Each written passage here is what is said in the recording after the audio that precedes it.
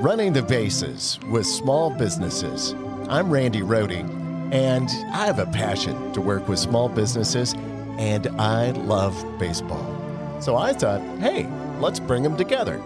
So every episode, I sit down with local entrepreneurs, business builders, and small business owners to talk about their wins and whiffs, their tools of the trade, and to give actionable tips to other business managers. We'll cover the bases with entrepreneurship, operations, sales, digital marketing, innovation, plus a little fun baseball talk. Thanks for joining us today. Settle in, grab your Cracker Jacks, and you know what they say, play ball! And it's a great day for a ball game. Hey, welcome to the show, Running the Bases with Small Businesses. I'm Randy Rohde, and today we have a very interesting guest. Let me tell you, this guy's got 10 years experience, and I got to get this little flair there. All right. He's got 10 years experience in marketing and media. He's helped clients raise $20,000 to $50 million in funding. He's been to Kenya 5 times on medical missions. Super excited to have Michael C. Clark from Personality Pitching on the show today. Michael, welcome. Thank you so much, Randy. I'm excited to be on the show. Thank you so much for the invitation to come out today. I appreciate it. Hey, you are really quite fascinating. Personality pitching, when I first heard and we first started talking, I thought, what in the world? This is really amazing. And I thought, especially for our audience, small business and entrepreneurs, I thought, man, you've got something here that I'm sure that people would really want to dig into. So tell us about your agency. How did you get started? As we mentioned, Personality Pitching, it's a consulting company I created, and I'm totally devoted to helping entrepreneurs and startups through coaching and through the pitching process. I always like to say I help startups and entrepreneurs create a clear, concise deal closing pitch.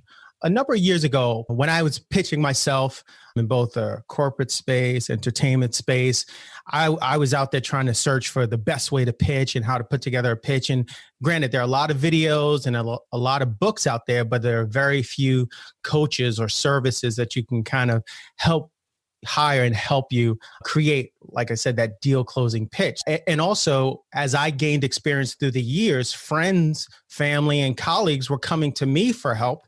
And because I had so much experiences, both successes and failures, I was able to really help them and help them in a very, successful way. And so I created Personality Pitching because, again, out of that pain point of my own suffering through and stumbling through finding the best way to create a deal closing pitch.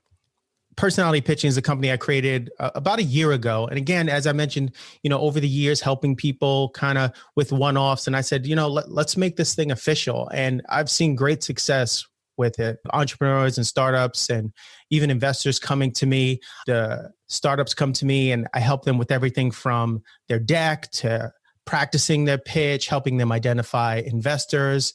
Also, a lot of what I do is help them overcome the mental barriers to success in pitching. Many entrepreneurs have the mechanics, they have their deck and, they have their story and they have everything ready. But often I find that there's these mental barriers, their past failures, doubt in themselves, not properly practicing their pitch, really that hinder success when it comes to the actual meeting. Because everybody can talk a good game until they're up to bat, using the baseball analogy. Nice. You can talk a good game, but they're a swing and a miss when it comes to that pitch time. I love that. Thanks for using the baseball analogy in here. This is the other thing where I thought, this guy's going to be a great guest because, you got the pitch in the name in your company. And how great can that be?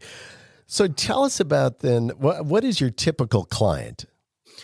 Well, it's a range. Again, it's startups, entrepreneurs from all areas. I help app developers and tech startups to writers, producers. So it's a range. Some of my clients come to me with just an idea, and some of them come to me and they have a full-blown pitch deck, traction. They've raised funds before, but there's a barrier. So they've seen a measure of success, but they know that there's some things they still need to work through. So it's really the range and all levels of experience. I have MBA students that are still in school, as well as seasoned veterans that have pitched many times before. But a lot of times there's that one thing that's kind of throwing them off or they're missing it.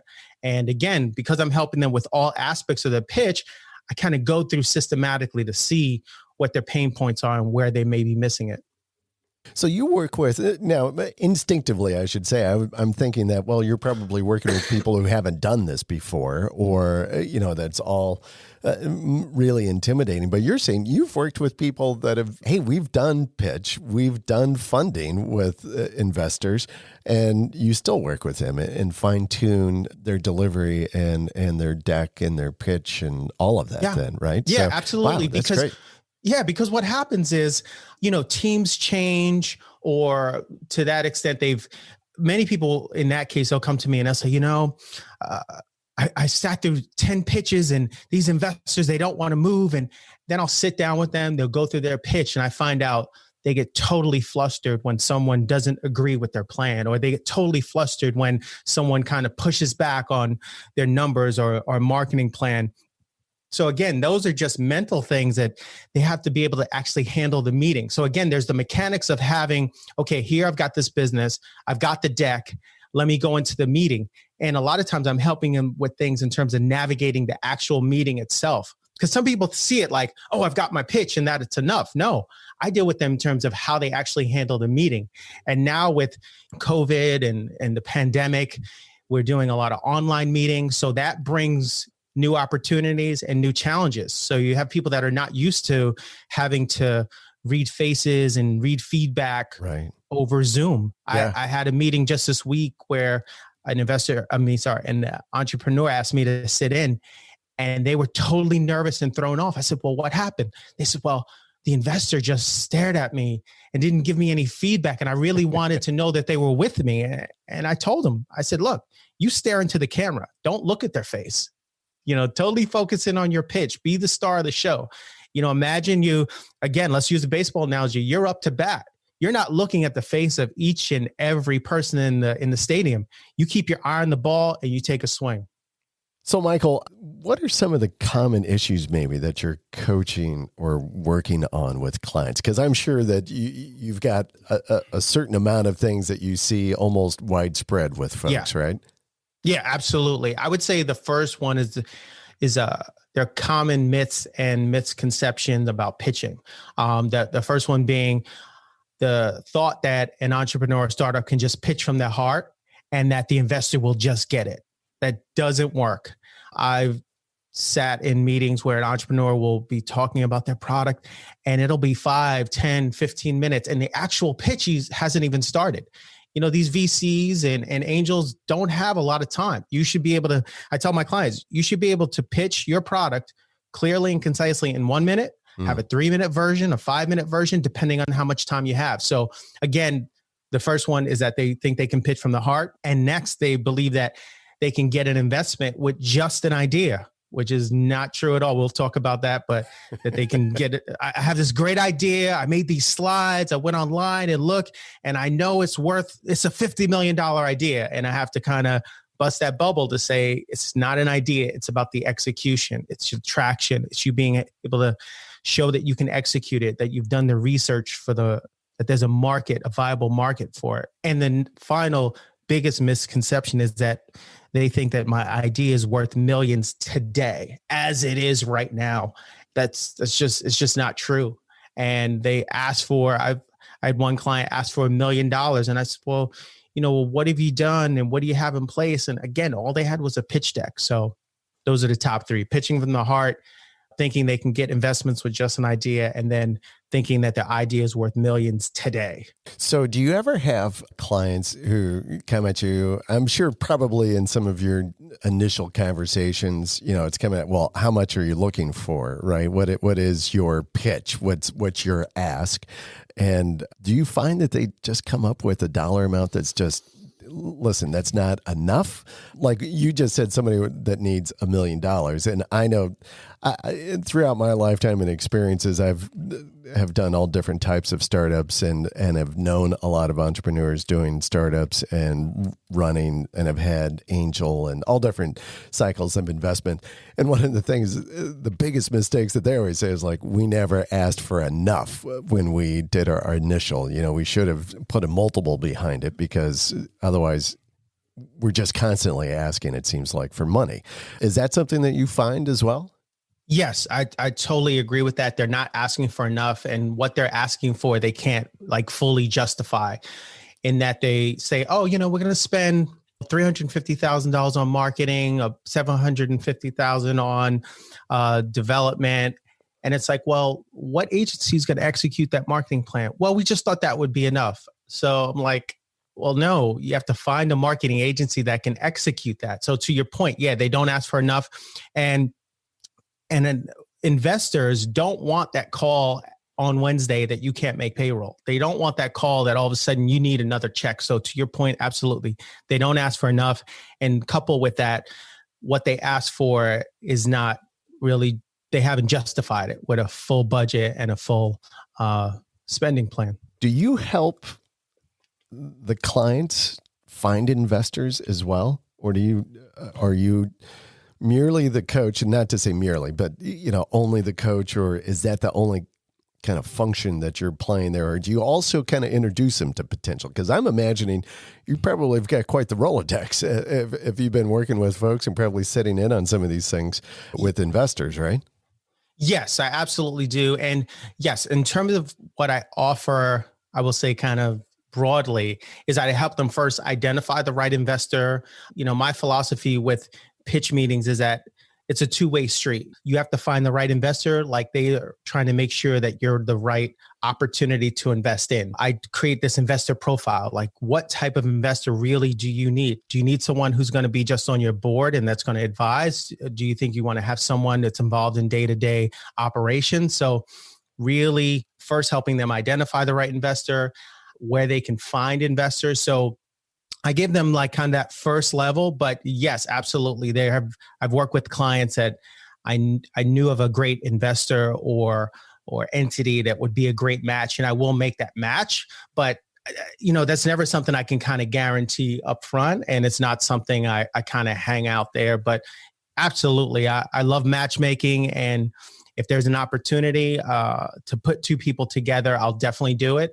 But there's no way I could comfortably be hired to, you're going to find me an investor, right? No, I can definitely help you identify the right investor and help you. I can show you where to find them, be it through incubators, accelerators.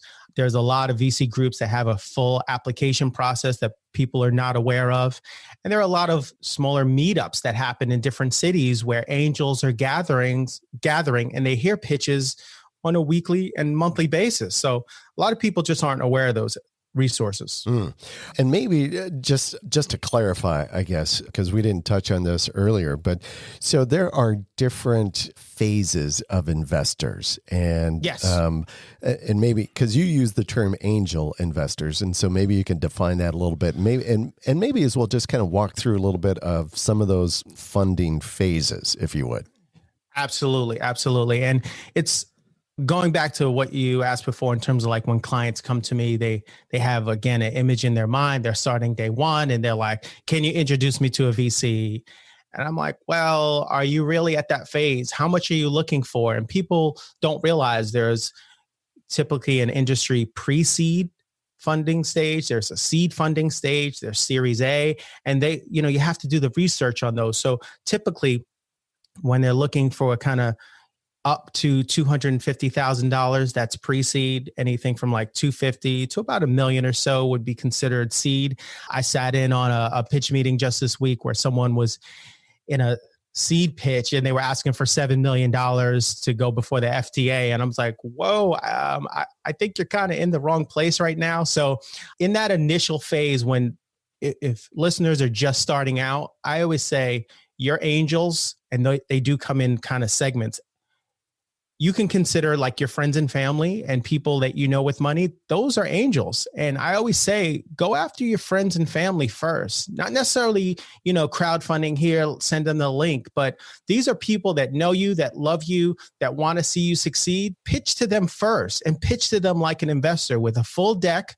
And don't rule anyone out. You'd be shocked that if you came to them with a real business plan and pitch and proposal, you'd be shocked who around you would actually invest. And to that extent, I also get clients that think they need, again, that $1 million today when they actually need $20,000 to design the app, and they need another $30,000 to develop the app. They don't need $1 million. Like, get some traction, get started. So my 3 tips there is like, look, start small, get some traction, create a prototype. So in those early stages, you don't need as much as most people think you need to get started. I love that. And great tips. Here we are in COVID, in the midst of this pandemic, and depending upon, I guess, where you're sitting a little bit, I mean, there are a lot of businesses that are hurting themselves right now just because of revenue drops.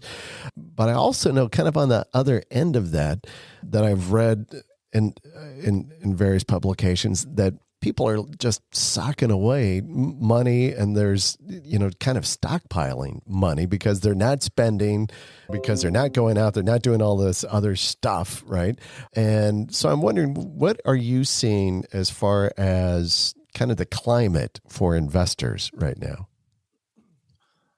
I would say there's definitely, in some sectors, apprehension. If you have a startup or business that's related to, say, travel and hospitality, sure, there's definitely going to be some apprehension there. Or if your startup or idea is based on serving a COVID need, because we don't know the timeline of the pandemic and when this thing is going to turn around and when the vaccine is coming out and all these other variables, yes, there is apprehension in investing in those areas. But I spoke to several VCs just this week, and the sentiment is this is the greatest time to start a business. This is truly the greatest time to build something. And yes, there is money. I use the term, there's money on the table right now. There's what you kind of read, and depending on who you listen to, but I can confidently say that there are venture capital groups, private equity groups, there are angels investing in the right opportunity.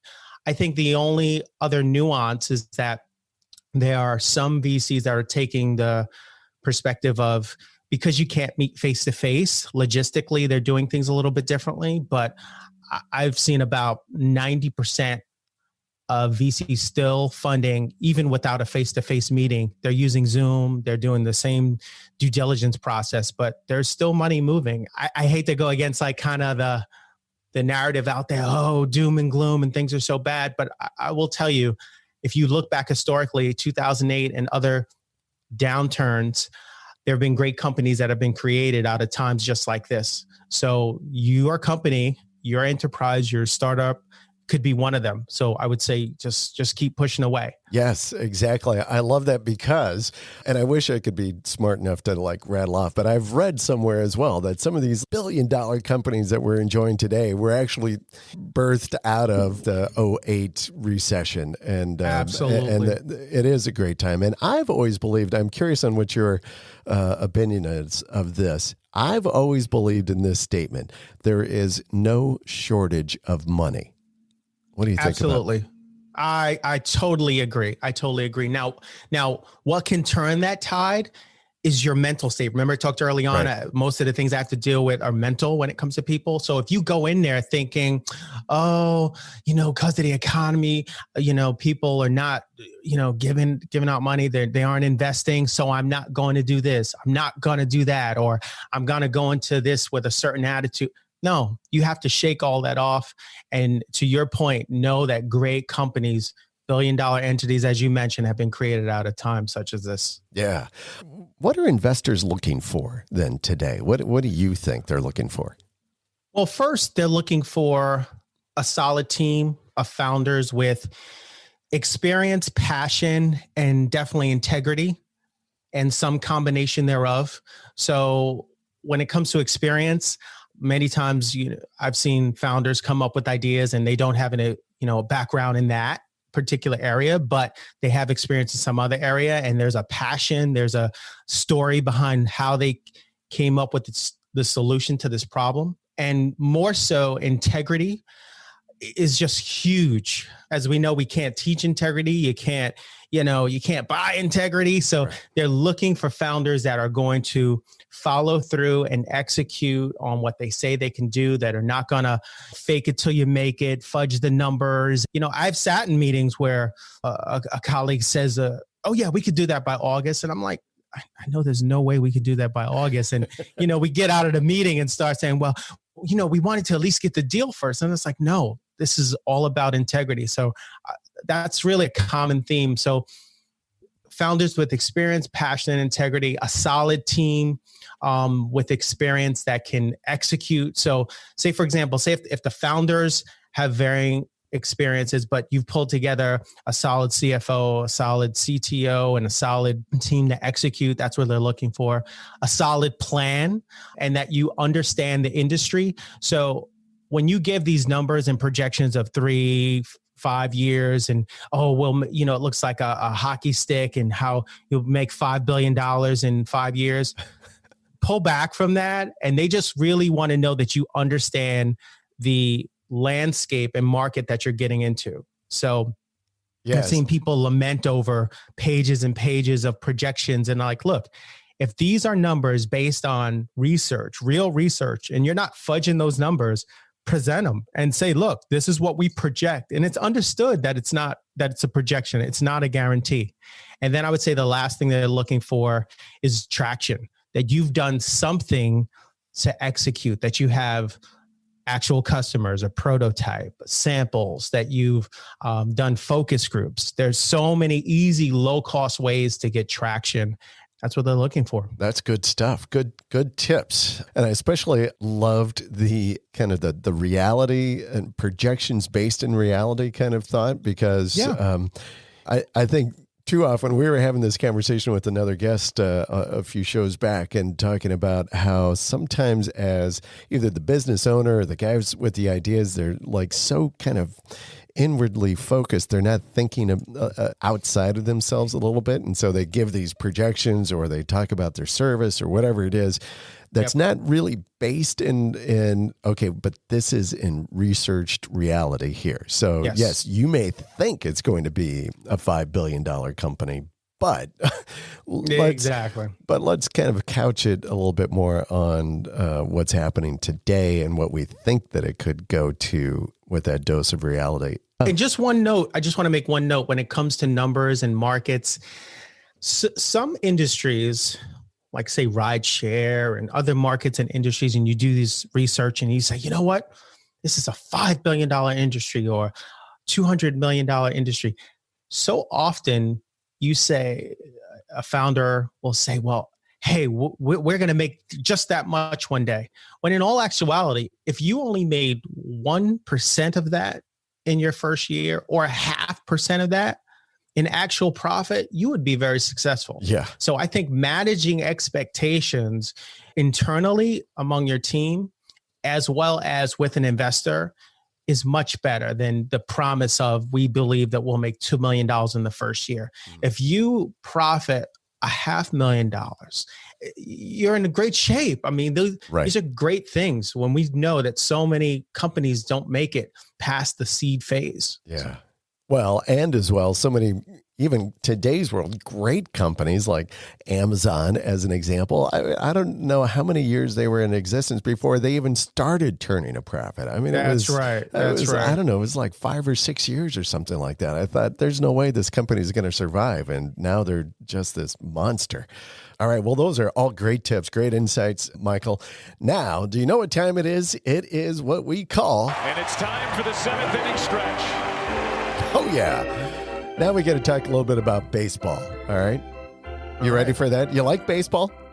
Absolutely. Okay. Big Yankees fan. And okay, there we go. From the New York area. So our research team, kind of worked hard to find information around kind of your industry.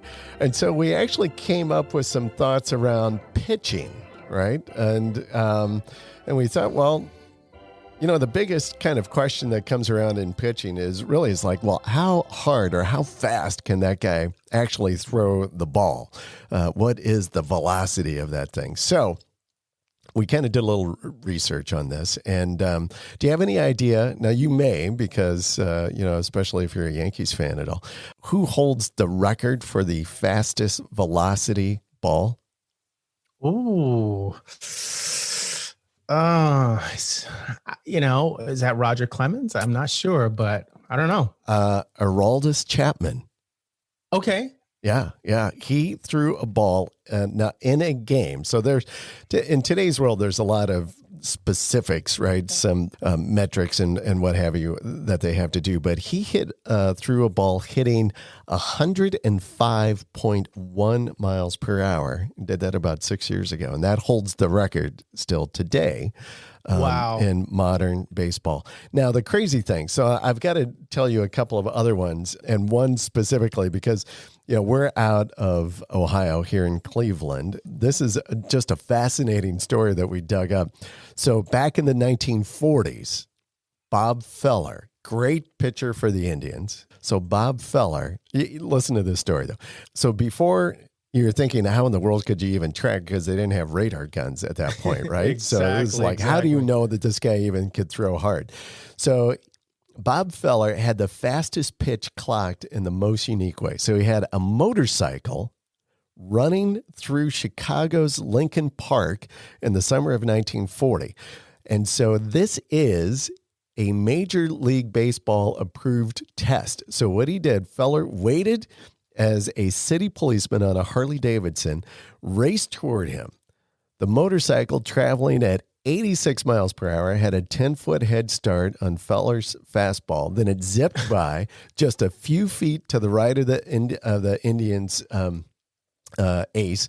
And then nanoseconds after the motorcycle blew past, Feller released the ball. The ball zoomed past the man on the machine, reaching the bullseye paper target approximately 3 feet in front of the motorcycle. Right? So a split second after Feller's pitch broke the paper target, the motorcycle destroyed the target.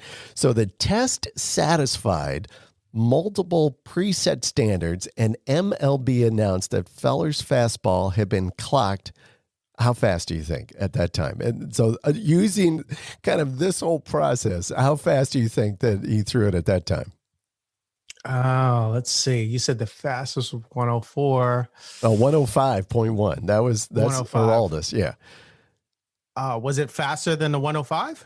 Well, listen, so back then, MLB said, okay, and through the mechanics and calculations, we're clocking this at 104 miles per hour. But according to the documentation, adjusting Feller's pitch with today's motorcycle standards, they would say that it actually registered at 107.6. Oh my goodness. Yes. Wow. Isn't that crazy? Wow. And I've got one last one. So these are the three kind of known fastest. Nolan Ryan back in 1974 threw a pitch and at that time hit 100.9. But if you know baseball at all, it was actually a longer distance between the base. And if they made the adjustments in today's world, so kind of comparing it on an even status with Aroldis Chapman's, Ryan's pitch actually would have been 108.5. Oh my goodness. So, my God. It's crazy stuff. But anyway, I love that story about Bob Feller though, just because how in the world would you ever think, well, let's measure it against a motorcycle? Exactly. So nuts. All right. That's Well, amazing. let's get back into it. Play ball. Okay. All right. So tell me, what's your biggest challenge as a solopreneur? I mean, so you are the man, right? You're running your agency, just you. What is your biggest challenge?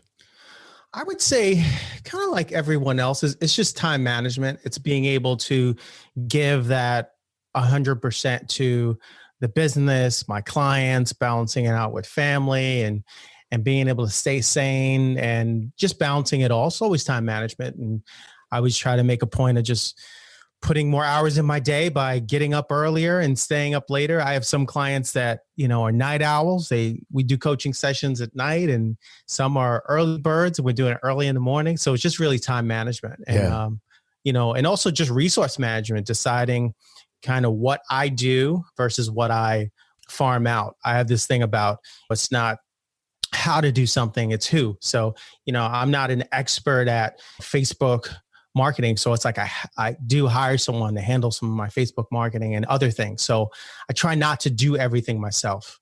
That's good. That's very wise, actually. Kind of focus on your expertise and don't get bogged down with kind of all of the additional noise that's out there. And I wonder, you talk about kind of that work-life balance a little bit. So I know you've got kids, right? Yes. Yeah. Three beautiful kids. And nice. What's the age range on those guys? Oh my goodness. It goes from 8, 10, and 17. Oh my gosh. Yes. And a dog and a wife. And there's always something happening. There's always some action. Man, but I will tell you. Yeah. Oh, go ahead.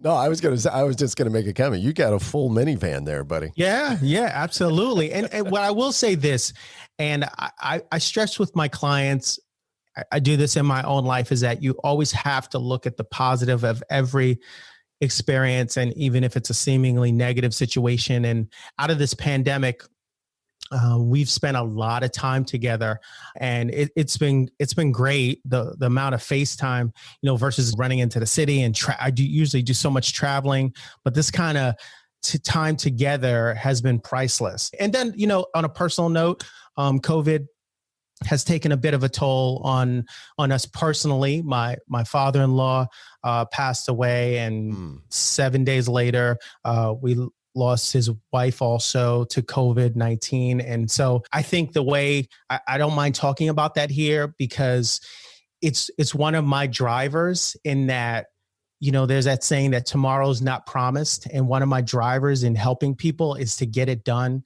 and that you never know what tomorrow may look like. So I really have a personal vested interest in each of my clients to see them succeed, get from point A to point B. In my mind's eye, is a service to help dreams come true. When people are funded, their dreams come true. They reach financial milestones that they would have never reached before. Their service, which has been created to solve a problem, reaches millions of people. So I look at like that I'm this conduit of finances for people, this conduit of good things. So I know that may sound kind of, touchy-feely, but I take that very seriously. I have a vested interest in each of my clients succeeding and going to the next level. I love it. I like that. And I can tell just by the passion in your voice that it's not just some flavor of the month kind of thing, that you actually are committed to that. And I'm so sorry for the loss that you've suffered through this. And I know that's got to be incredibly hard. And, we just kind of reach out and hold you guys up with that. As you're working through that. And thinking about, you as a solopreneur, what is your marketing plan? You touched a little bit about on Facebook marketing or whatever, but what is it that you do as a solopreneur for marketing? How do you find clients? Sure. I try to do as much content marketing as possible. So going live on Facebook, posting questions and engaging Facebook groups. As of right now, I always try to what I call like work the numbers. So I am a part of Facebook groups. And if you add up all the members, like right now it equals 600,000 people. So I know that when I spend my 30 minutes a day engaging those groups, I'm reaching out to 600,000 people that are entrepreneurs, that are startups, that could use my services. I'm making them aware of it, because I find people in 3 categories. Like, they either don't know about me, right? They don't know I exist. They don't know they need it. And then they know about me, they know they need it. And I give away a lot of information to kind of let them know kind of who I am, how I work. And it's very personal, because even when it comes to clients, when it comes to coaching, I do kind of have to qualify my clients, and not in a way of, good fit and personalities, but I always tell my clients, are you devoted to putting in 2 to 4 hours a week working at this pitch and this plan. And I tell them up front, they have to put in the time, the homework. I'm not just about, hey, here, pay my invoice. And if it works out, it works out. No, again, as I mentioned, that vested interest in seeing you succeed. So I make sure that they have the time to devote to coaching. So again, going live on Facebook, content marketing. I do a lot of free webinars, free coaching sessions on different aspects of pitching. So I do a lot of free coaching where I'll just do 15-minute, 30-minute sessions and just give little tips here and there. And again, if there's a fit, people move forward. If it's not, hey, they've gotten some great information and maybe we'll work together in the future. I think that's great advice. And I really appreciate what you do there. I think you lay out a great blueprint, which is give. And yes. you are giving of yourself, you're giving content, you're giving information. And I've always believed that the more that you give, and obviously as well, you're investing in an emotional and energy in your clients, that I've always believed that will come back to you as well. Absolutely. And the way that you do it, it goes back to a principle that I've always believed in, is that people will do business with people that they know, like, and trust. Absolutely. And you only can achieve that if you are giving of yourself in that way, that they can kind of get to know you and decide whether they like you or not. And then through that, they will trust you. So I just think you're doing it the exact way. And I'm sure that you're seeing some great success with it. So with that in mind, what do you see is kind of around the corner for your agency? What are the next steps?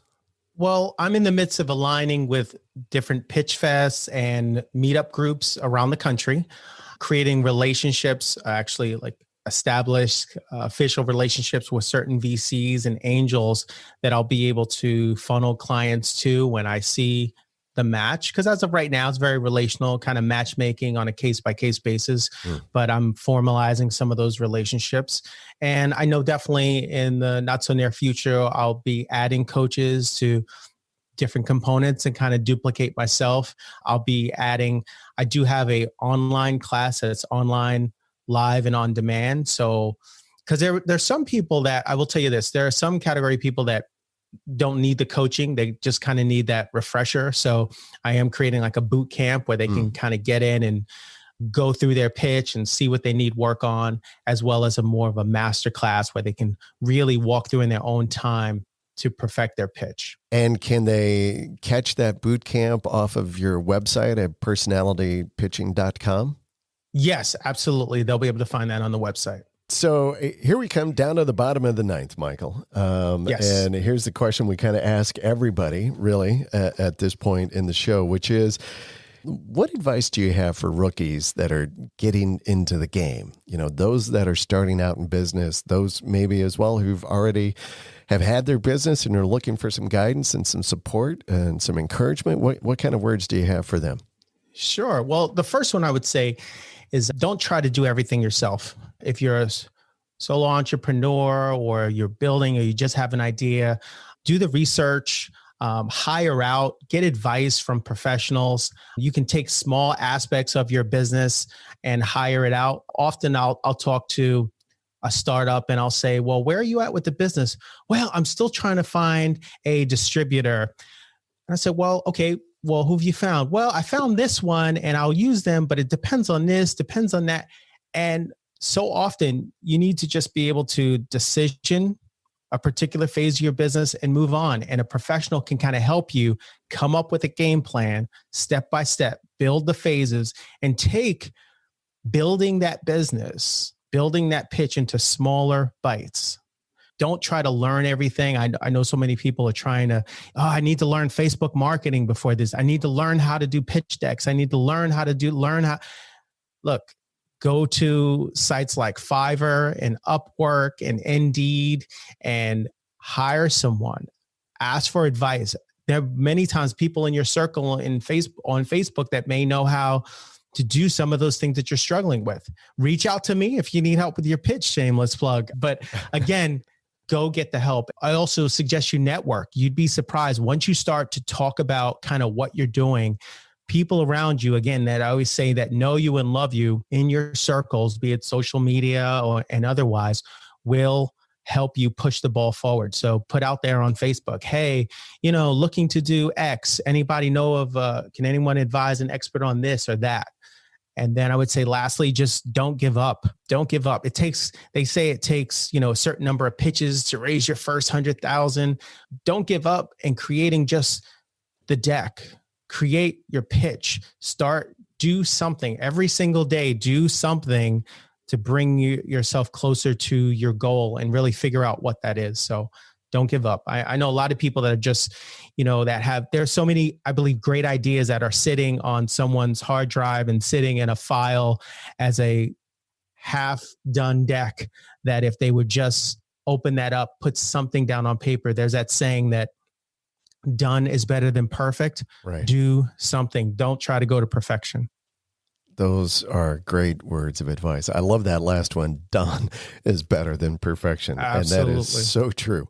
All right. So you've got some great stuff. And I know specifically even for our audience, you have created a special offer for them. I'm going to go ahead and let you kind of talk a little bit about that. And then I'll follow up and tell folks where they can get it. Yeah, absolutely. For the listeners of this podcast, I'm offering a free 30-minute coaching session, as well as an ebook on how to find the right investor for your startup. And again, with these sessions, it's a no obligation. It's almost like a discovery session to see if there's something I can help you with. Or maybe as you were listening to this podcast, you said, oh man, I wish I could ask him. Look, take that time to ask me that question. I'm more than willing to help. If there's a fit and, we work together, great. But if not, hey, there was a relationship built, and feel free to reach out to me. Wow, that is great. Thank you for offering that up to our folks. And there will be a special link. It's in the show notes. So folks out in the audience, go to the show notes and you'll find the link right in there, and you can get connected with Michael on this particular offer. So listen, Michael, that is the ball game. Thank you so much for being on the show. Really fascinating. And it was great for me just learning more about your particular industry. And it was just so great getting to know you as well as just a great guy. Oh, no problem. Thank you so much. I think this podcast is so great, just as a resource and what you've done, giving of your time, money, and effort.